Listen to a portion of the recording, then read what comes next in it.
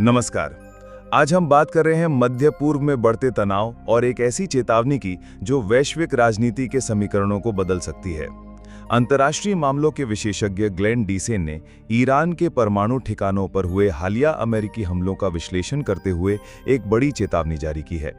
उन्होंने कहा है कि रूस और चीन ईरान को गिरने नहीं देंगे और इस संकट की घड़ी में तेहरान का पूरा समर्थन करेंगे।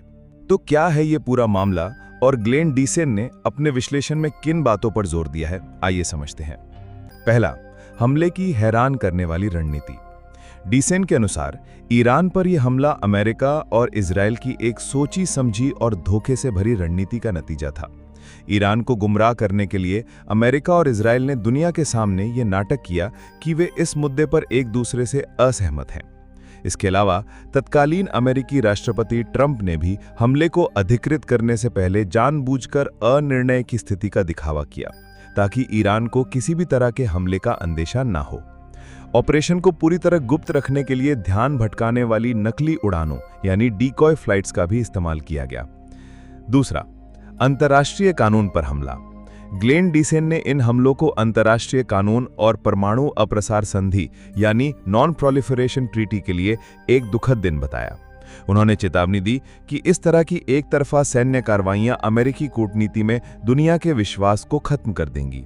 जब कोई देश बातचीत की जगह सीधे हमले का रास्ता चुनता है तो यह वैश्विक शांति और स्थिरता के लिए एक खतरनाक संकेत है। तीसरा, ईरान की संभावित प्रतिक्रिया। अब सबसे बड़ा सवाल यह है कि ईरान इसका जवाब कैसे देगा। डीसेन का मानना है कि ईरान जवाबी कार्रवाई तो जरूर करेगा, लेकिन बहुत ही नपे तुले और सधे हुए तरीके से। ईरान किसी भी हालत में एक बड़े युद्ध को भड़कने से रोकना चाहेगा। उसकी प्राथमिकता रूस और चीन जैसे बड़े सहयोगियों का समर्थन बनाए रखना होगी।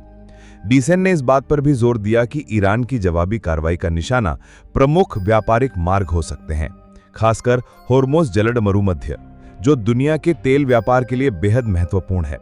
ऐसा करके ईरान अमेरिका और उसके सहयोगियों पर आर्थिक दबाव बनाना चाहेगा। अंत में ग्लेन डीसेन का विश्लेषण एक बड़ी तस्वीर पेश करता है।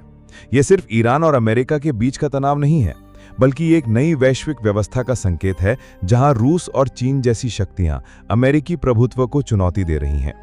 उनकी ये चेतावनी कि रूस और चीन ईरान को अकेला नहीं छोड़ेंगे, इस बात का स्पष्ट संकेत है कि तेहरान अब अलग थलग नहीं है।